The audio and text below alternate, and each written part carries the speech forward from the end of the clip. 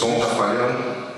E existem pessoas que gostam de estar em evidência, gostam de pregar, gostam de cantar. E o crente, irmão, ele não pode fugir dessa responsabilidade. Só que se eu pudesse, eu fugiria. Eu estava até comentando um dia desse, eu fui narrador de uma peça aí que o Givan pediu, e eu tremi mais escondido ali atrás do que aqui na frente pregando. Eu falei assim, irmãos, é uma experiência nova para mim. Eu estou tremendo mais falando aqui escondido do que lá na frente da igreja. E ainda mais, irmãos, sabendo que nos últimos dias nós temos vivido experiências aqui não muito agradáveis em relação a pregadores, a ponto de o nosso pastor ter que chegar aqui e corrigir pregação de outras pessoas que passaram antes de nós. Então, isso é uma responsabilidade muito grande, e eu sei o peso disso. O apóstolo Tiago aí falou assim, ó, não façais mestre, porque aqueles que se fazem mestre, aqueles que ensinam, eles terão uma cobrança maior. E toda pregação, irmãos, ela tem um pouco de ensino. Todo ensino tem um pouco de pregação. Eu conheço muito bem isso. Eu gostaria de convidar os irmãos para abrir a Bíblia junto comigo. A minha Bíblia já está aberta no livro do Gênesis, capítulo 3. A partir do versículo 1, eu vou ler todo o versículo para os irmãos terem ideia do que eu queria falar.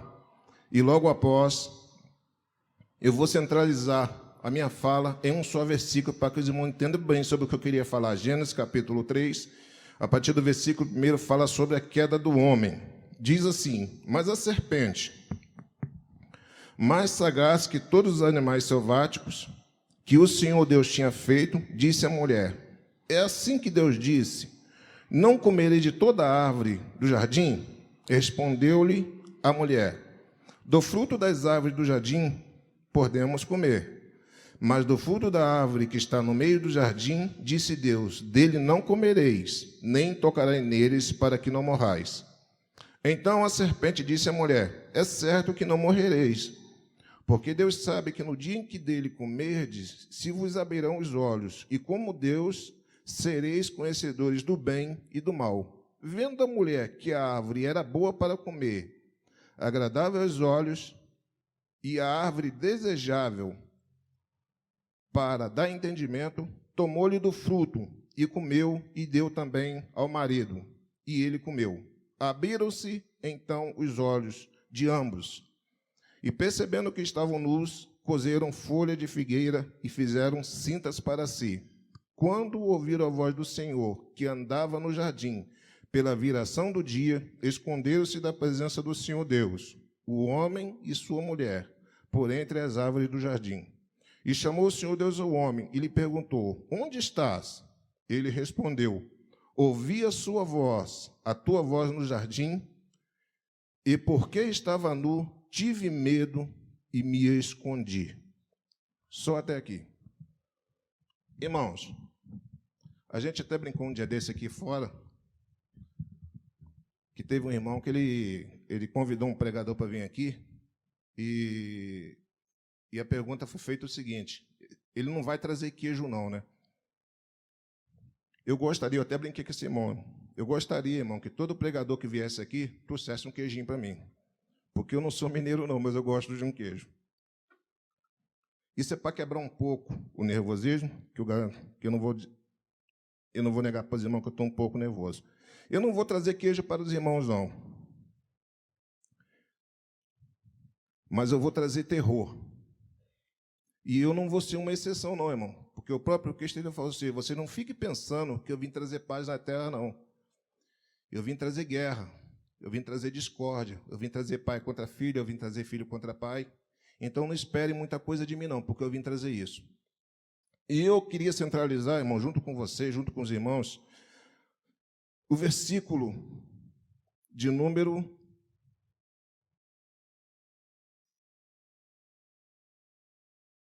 8.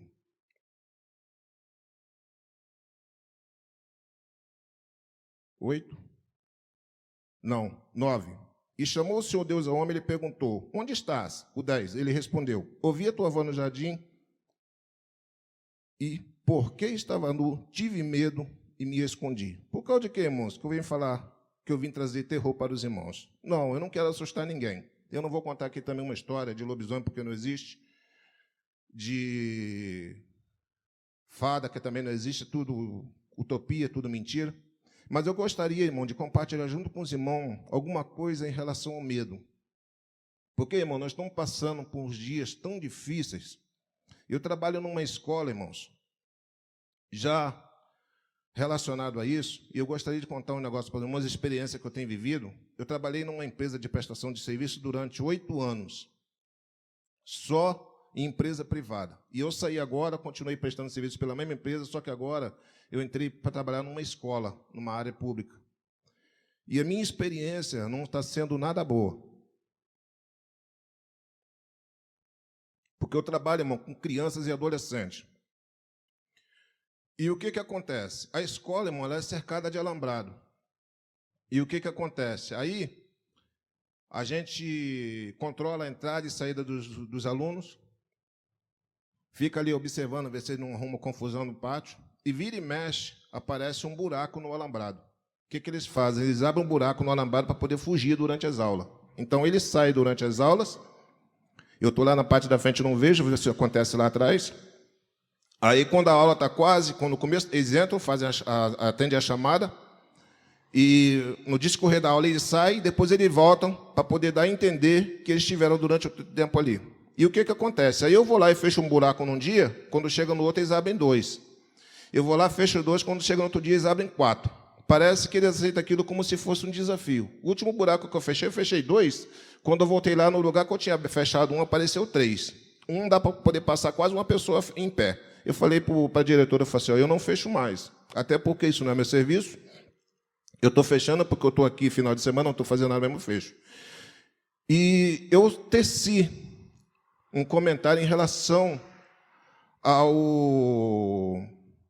à vida desses alunos, o futuro desses alunos. Por causa de quê, irmão? Porque a gente vê, nós costumamos olhar para o jovem, para as crianças, e falar que o país, o mundo, o futuro do mundo depende deles, porque vão ser eles as pessoas no futuro. E eu falei assim, se o futuro do nosso Brasil for esses jovens e adolescentes, do jeito que eles estão, o nosso futuro está comprometido. E isso, irmão, isso causa medo. Por causa de quê que causa medo, irmão? Por causa de quê? Porque são esses jovens com esse comportamento que matam, que roubam. A gente, quando fala de violência, por isso que eu falei com os irmãos que eu ia assustar, a gente, quando fala de violência, hoje em dia, os adultos, o que eles estão fazendo? A bandidagem adulta está usando as crianças, os adolescentes, para poder fazer os crimes. Então, eles saem 4, 5 e levam um pequeno. Aí eles fazem toda a sujeirada deles e, quando chega depois, eles jogam a culpa naquele pequeno, porque eles sabem que aquele lá ele não vai responder criminalmente. É chamado a pessoa imputável. Eles não respondem criminalmente porque é de menor. Então, joga a responsabilidade para cima dele. E isso aí, irmão, causa um terror, causa um medo. Por causa de quê? Porque as pessoas se trancam dentro de casa, entendeu? Tem uma vida transformada por causa do medo, por causa do terror. Eu sei disso, irmão, por causa de quê? Porque eu já fui assaltado. Eu já fui assaltado e 3 meses, irmão, os 3 meses que se seguiram após o assalto que eu fui cometido, que me cometeram o assalto, os 3 meses seguintes para mim foram os piores meses da minha vida. Eu andava, a gente morava no interior, e a gente andava andava nas estradas, as estradas não tinham iluminação pública, e quando eu vi uma pessoa 50, 100 metros distante de mim, eu caía no mato e só saía quando aquela pessoa passasse. Eu chegava em casa, eu ia estudar, eu saía de casa às 6h30, 7 horas para estudar, tinha que chegar em casa às 10 horas, 10h30. Tinha visto que eu chegava em casa meia-noite, 1 hora da manhã, de medo. Por causa de quê? Porque quando eu vi uma pessoa, eu me escondia. Eu tinha passado por uma situação terrível que eu nunca desejei que ninguém passasse.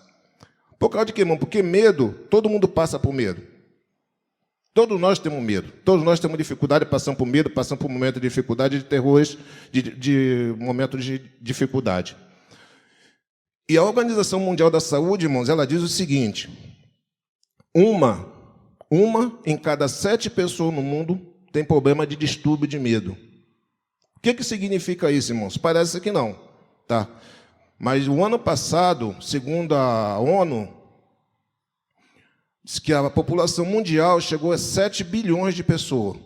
Isso significa, irmão, que nesses 7 bilhões de pessoas que existem no mundo, 1 bilhão de pessoas no mundo tem problema de medo, problema de terror.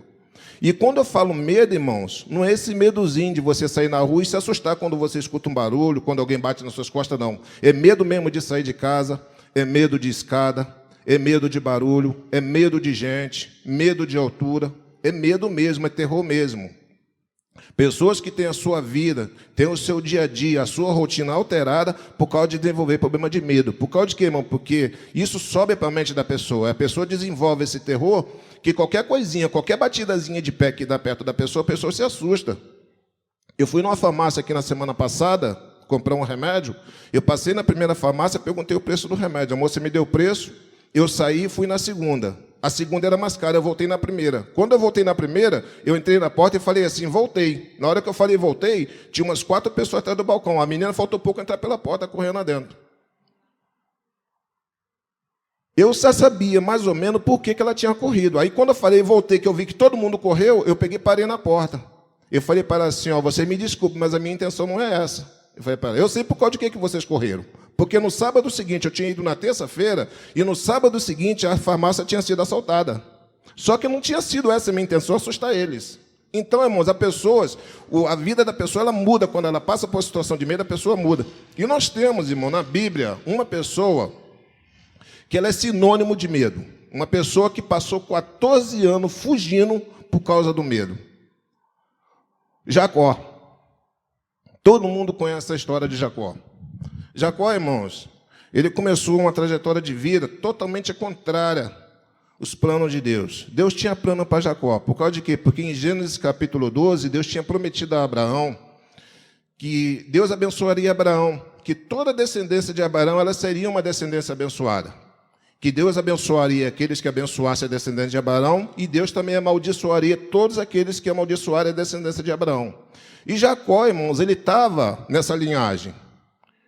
Abraão gerou Isaac, Isaac gerou Jacó. É isso mesmo? Me ajude se eu estiver errado. Alguém levanta a mão e fala assim, não é assim, irmão? Não, não é assim não, irmão. Não. Então funciona mais ou menos assim. Só que Isaac, irmão, ele teve 2 filhos, Jacó e Esaú. E a briga começou no ventre da mãe.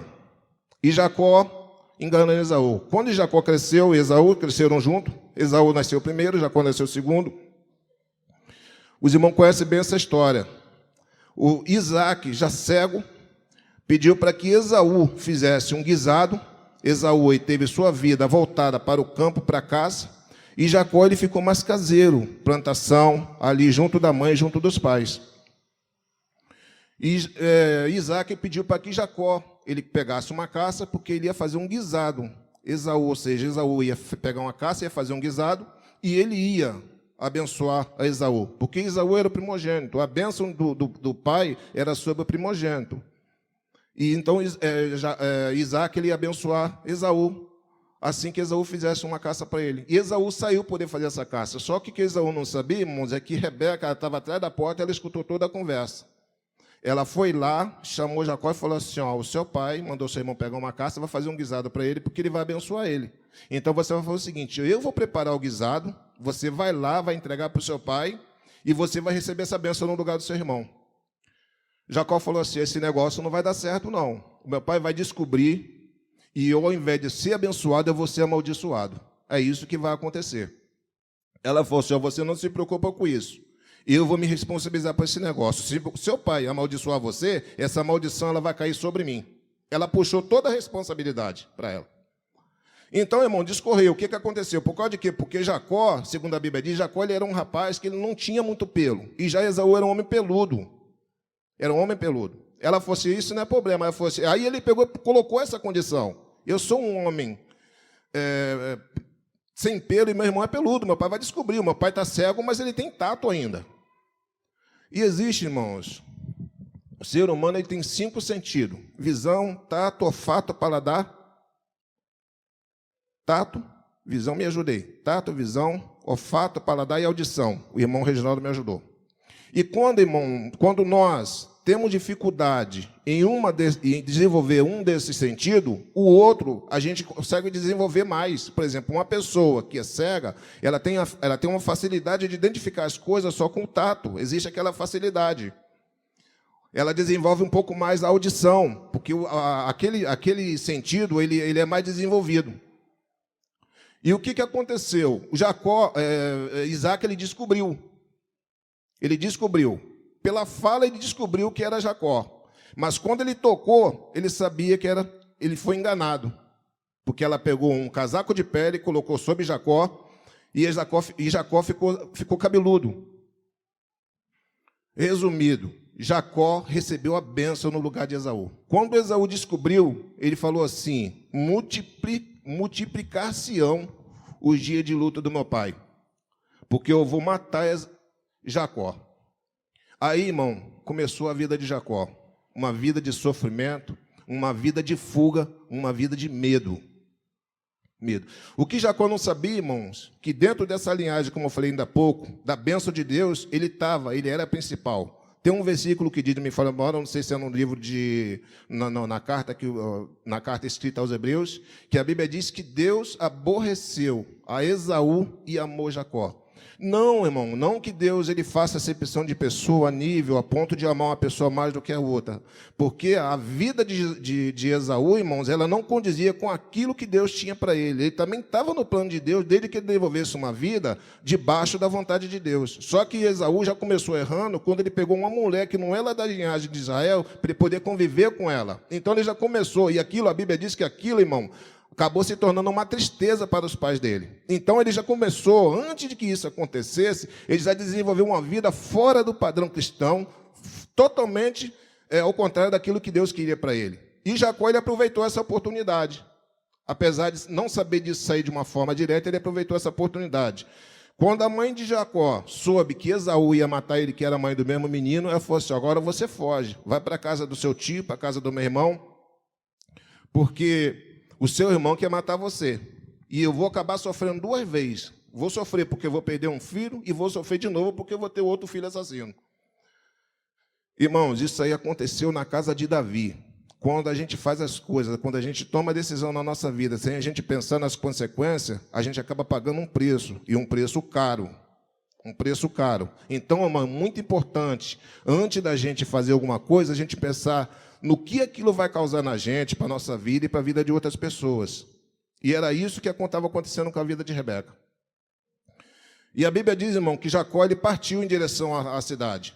Chegou lá, segundo a Bíblia, ele trabalhou 14 anos. Trabalhou 7 anos por uma mulher boa, bonita, com saúde. E quando ele recebeu o retorno, ele recebeu uma mulher doente, que não era sido aquela mulher que ele tinha trabalhado por ela. Ele trabalhou por Raquel e recebeu Lia.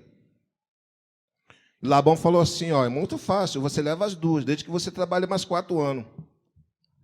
Tem um versículo bíblico que diz assim, irmãos: se aquilo que você quer que o homem faça para você, faça também por ele.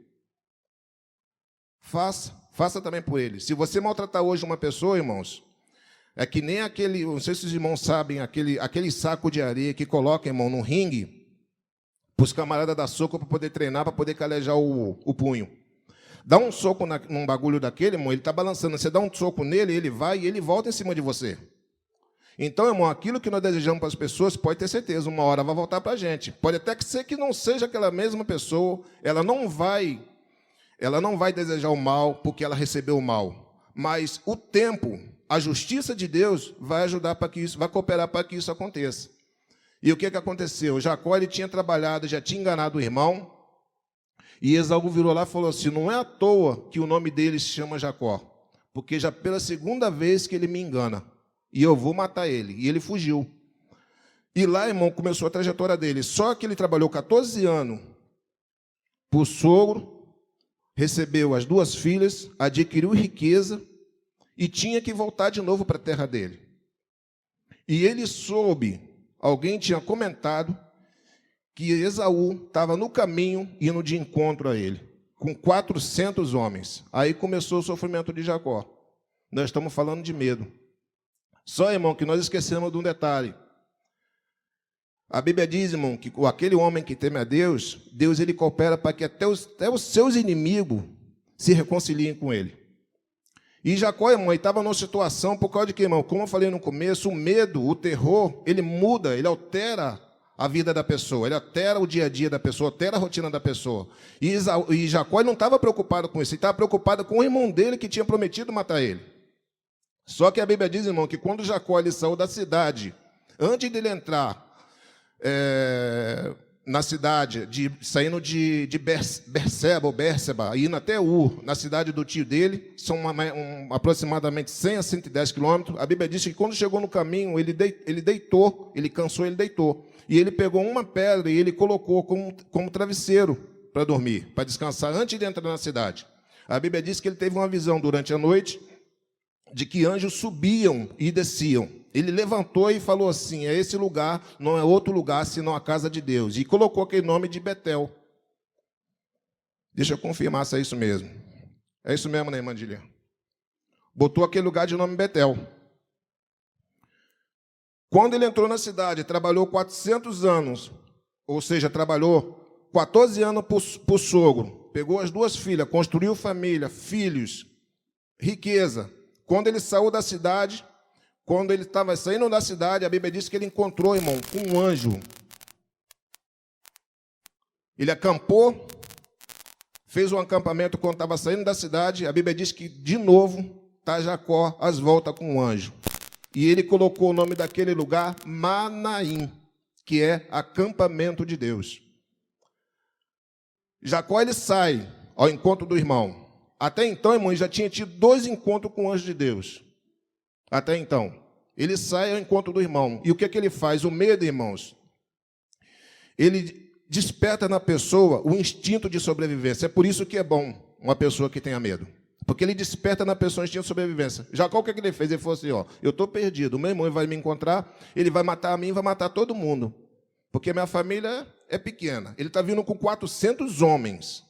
A minha família é pequena, ele vai matar todo mundo. E ele estava com animais. O que é que ele fez? A Bíblia diz que ele mandou homens ir de encontro a Esaú. Os homens foram, voltaram e falaram assim, ó, ele está vindo com 400 homens. A coisa não está boa para o seu lado. Ele falou assim, agora o que eu vou fazer? O que ele fez? Ele dividiu, irmãos. Ele vinha com camelo, bois, cabra, cavalo. O que ele fez? Ele dividiu os animais dele por manada. E na frente de cada manada, ele colocou uma pessoa para guiar. E ele falou assim, ó, quando vocês encontrar com Jacó, com Esaú, eles vão perguntar, quem são vocês? Aí vocês falam assim, nós somos servos de Jacó, o seu irmão. E assim ele fez, irmão, ele dividiu. Por causa de quê, irmão? Porque se Esaú resolvesse matar os homens, ia demorar até chegar até eles. Então ele desenvolveu, irmão, uma tática de sobrevivência. E o que ele fez? Ele falou assim, agora não vai ter jeito, eu vou ter que orar. E ele vai orar. E quando ele vai orar, irmãos, aí acontece aquela história que todo mundo sabe. Um anjo aparece diante dele e ele briga com o anjo até o romper da manhã. Ele já tinha tido, irmão, já 2 encontros com o anjo de Deus. E agora está Jacó envolvido com outro anjo de Deus. No capítulo 32 do 22, do versículo 22 ao 32, Jacó ele luta com um anjo. E ele coloca, irmão, após o anjo ir embora, tocar na junta dele, ele ficar deficiente físico, ele colocou o nome daquele lugar Peniel, ou seja, Betel, casa de Deus, Manaim, acampamento de Deus, e Peniel, face de Deus. Jacó tinha esquecido, irmãos, que em meio aos nossos problemas, em meio às nossas dificuldades, em meio à nossa luta, nós temos um Deus que está pronto para nos socorrer diante dos nossos problemas, diante da nossa dificuldade.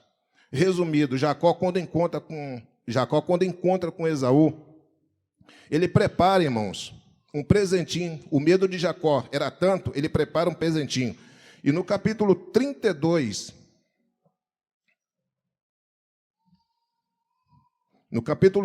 do livro de Gênesis, e no versículo 11, irmão, olha a oração, a situação de Jacó como é que estava. Ele fala assim, livra-me, Senhor, da mão do meu irmão, porque eu temo. Ele estava, irmão, cheio de medo do irmão dele. E ele resolve, irmãos, fazer um presentinho para o irmão deles. Olha o presente que ele faz para o irmão, para poder tentar aplacar a ira do irmão. Ele separou 200 cabras e 20 bodes, 200 ovelhas, 20 carneiros, 30 camelas de leite com suas crias, 40 vacas, 10 touros, 20 jumentas, 10 jumentinhos. Entregou na mão do seu servo a cada rebanho a parte do seu servo. Passai diante de mim e deixai espaço entre rebanho e rebanho. E ordenou o primeiro, dizendo: quando Esaú, meu irmão, te encontrar e perguntar: de quem és e para onde vais? De quem são os que diante de ti? Então responderás: são do seu servo Jacó, é presente que ele envia ao meu senhor Esaú. Olha o medo do homem. Eu fiz uma continha aqui, irmãos, dá 580 cabeças de animais. Eu queria que alguém tivesse medo de mim, hein? 580 cabeças de animais, irmãos, um presente exagerado, mas tudo isso aqui, irmão, demonstrava o terror, o medo que Jacó estava do próprio, irmãos. Quando Jacó, irmão, encontra com Esaú, para resumir, olha o que acontece. A Bíblia diz que os dois se abraçam, irmãos, os dois se beijam e eles choram. Deus, meus irmãos, ele está prestes a nos ajudar. Ou seja, Jacó tinha tido 3 encontros com um anjo de Deus, pessoas, seres celestiais representando Deus, face de Deus, acampamento de Deus, casa de Deus. E nem isso, irmão, foi o suficiente para Jacó entender o projeto que Deus, aquilo que Deus estava tramando na vida dele. Isso significa, irmãos, que nós, irmãos, nós não estamos, irmãos, não existe, nós não estamos salvos, irmão, de passar por problema, de passar por dificuldade, de desenvolver a nossa vida. Muitas das vezes os problemas são nós mesmos que buscamos. Jacó, irmão, estava fugindo e estava numa situação que ele mesmo tinha criado. Rebeca, quando propôs para que ele enganasse o próprio irmão, ele aceitou. Ele até que voltou atrás, mas quando ela insistiu, ele insistiu, aceitou a ideia junto dela, até porque o nome dele revelava o caráter dele. E ele pegou, aceitou aquela situação, e depois uma situação que ele mesmo criou para ele. Muitas das vezes, irmão, a gente mesmo cria a situação para a gente. E depois a gente vai e fica pedindo a proteção de Deus. Ele vai dar proteção, ele vai dar ajuda, mas ele primeiro vai permitir, irmão, que a gente passe por situação. Medo, dificuldade, todos nós passamos por dificuldade. O que nós não podemos esquecer, irmãos, é que nós temos um Deus que, mesmo quando nós nos colocamos em situação difícil, ele está pronto, ele está com a mão estendida para nos ajudar. Afinal de contas, ele é um Deus. A Bíblia diz, irmão, que Josafá, segundo Crônicas, capítulo 22, Jacó falou assim, ó: então Josafá teve medo e pôs a buscar o Senhor e pregou um jejum a todo Judá. Os reis, irmão, estavam vindo, o rei de Moabe, os filhos de Amon, os neomitas, estavam vindo com uma multidão contra Josafá. E ele, quando descobriu isso aí, as pernas dele tremeram. E ele falou assim: mas meu Deus, esse pessoal aí foi o mesmo pessoal que, quando o seu povo saiu do Egito, o Senhor não deixou que matasse esse povo. O Senhor falou poder cortar caminho. Agora o que acontece? Agora esse mesmo povo que o Senhor falou que não era para a gente poder atacar, esse mesmo povo, o que eles estão dando a paga para a gente? Deus falou assim: ó, Josafá, você não tem com que se preocupar, porque nessa peleja vocês não vão pelejar. Eu vou pelejar por vocês. Então, irmãos, problema, dificuldade, todos nós vamos passar. Você vai passar problema de dificuldade. O que nós não podemos esquecer, irmãos, é que o Senhor está com os braços abertos para nos ajudar. Salmos capítulo 3, versículo 6 diz assim, ó: eu não tenho medo de milhares do povo que tomam posição contra mim por todos os lados. Então, irmãos, você vai passar por problema, você vai passar por dificuldade, você vai ter problema de medo. Na hora que alguém bater o pé atrás de você, você vai se assustar, você vai se colocar em situação que amanhã ou depois você pode se arrepender, mas você não pode esquecer nunca que o mesmo Deus, irmãos, que está ao lado, que teve ao lado desses homens aqui, vai estar ao nosso lado também para nos ajudar e nos auxiliar. Amém.